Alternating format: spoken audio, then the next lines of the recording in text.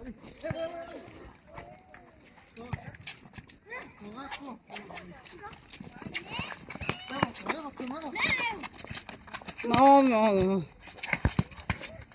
Bravo, Viko.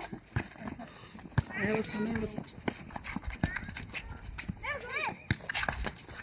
Op. Ajde, Toma! Kakav gol!